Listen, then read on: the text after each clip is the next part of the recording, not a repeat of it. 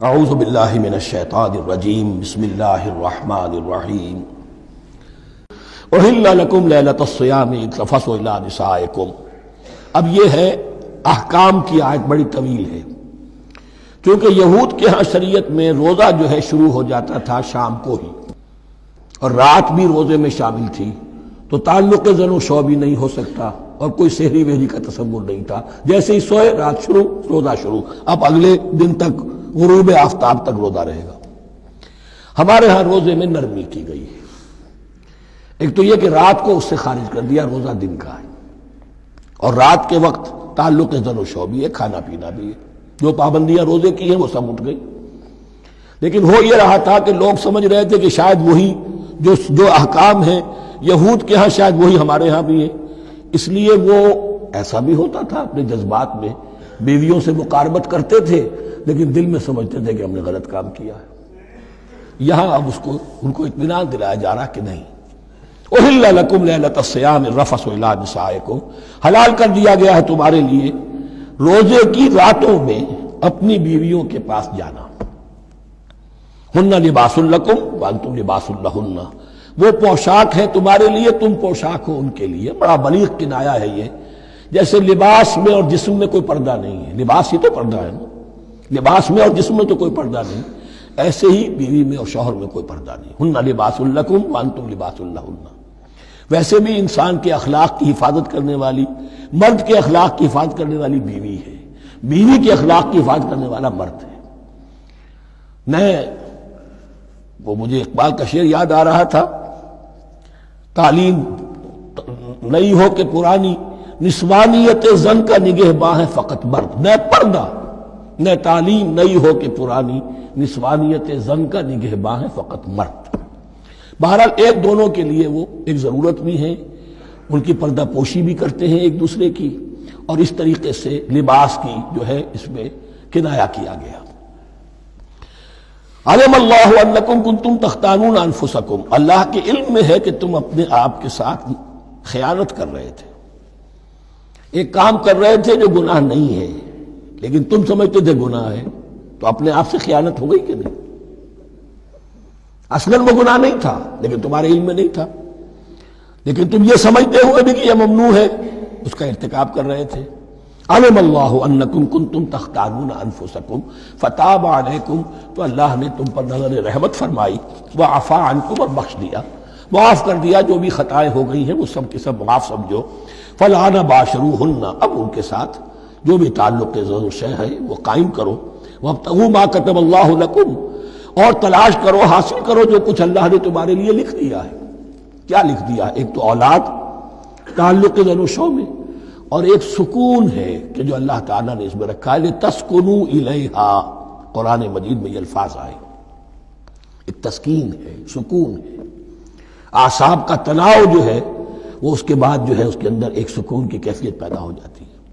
اور یہی اس میں حکمت ہے کہ حضور اپنے ہر سفر میں ہم ایک زوجہ محترمہ کو ضرور ساتھ رکھتے تھے، اس لیے کہ قائد کو، سپہ سالار کو کسی وقت بڑی ایسی یعنی پریشان کو صورتحال میں فیصلے کرنے پڑتے ہیں، جذبات پر دباؤ ہوتا ہے اور اعصاب پر دباؤ ہوتا ہے، تو ساتھ اگر کوئی اہلیہ بھی موجود ہو تو اس میں، اور اس کے بہترین مواقع سیرت میں آئے ہیں، وہ پھر کسی وقت میں بیان کروں گا۔ وابتغوا ما كتب الله لكم وكلوا واشربوا حتى يتبين لكم الخيط الابيض من الخيط الاسود من الفجر، اور کھاؤ اور پیو یہاں تک کہ واضح ہو جائے تمہارے لیے سفید دھاری فجر کی سیاہ دھاری سے، یعنی یہ پاؤ پھٹنے کے لیے استعارہ ہے کہ جب سفیدہ نمایاں ہوتا ہے ایک لکیر کی طرح، پاؤ پھٹ گئی، اس وقت تک کھانے پینے کی چھوٹ ہے، سحری جو ہے آپ کر سکتے ہیں، بلکہ کلو واشربو، کھاؤ اور پیو، اور اس کی حدیث میں تاکید آئی ہے، اور یہ بھی فرمایا ہمارے اور یہود کے روزے کے مابین سحری جو ہے وہ فرق ہے۔ تسحروا فإن فی السحور برکہ، سحری ضرور کیا کرو اس لیے کہ سحری میں برکت ہے۔ ثم اتموا الصیام الی اللیل، پھر رات تک روزے کو پورا کرو۔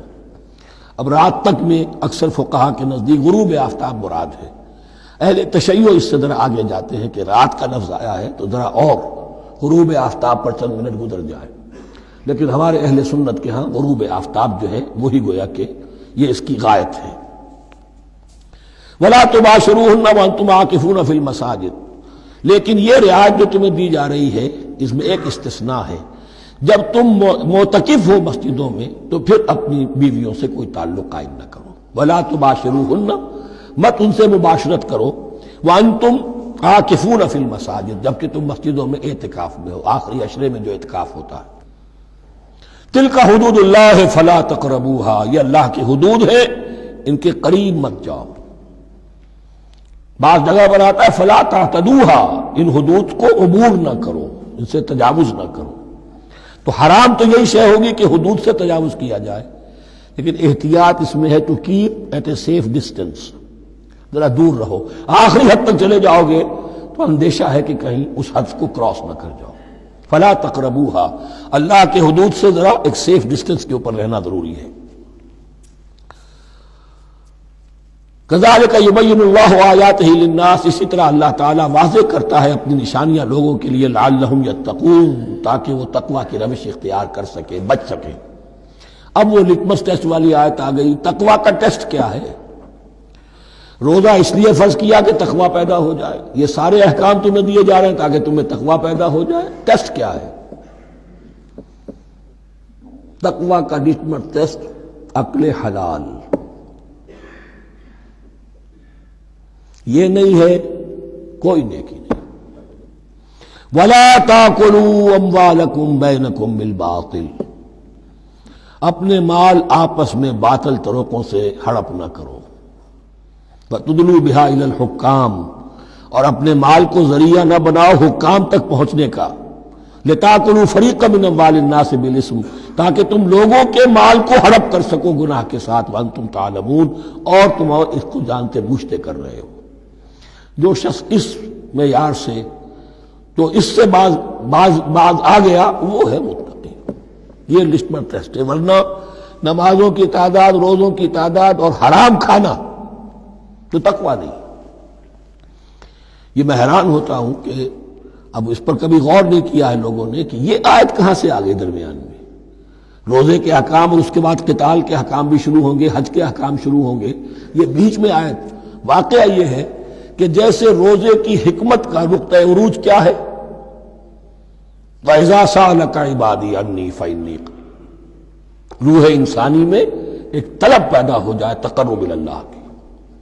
اسی طرح احکام صوم میں جو کلائمیکس ہے وہ یہ ہے، وَلَا تَأْكُلُوا أَمْوَالَكُمْ بَيْنَكُمْ بِالْبَاطِلِ وَتُدْلُوا بِهَا إِلَى الْحُكَّامِ لِتَأْكُلُوا فَرِيقًا مِنْ أَمْوَالِ النَّاسِ بِالْإِثْمِ وَأَنْتُمْ تَعْلَمُونَ۔ صدق اللہ العظیم۔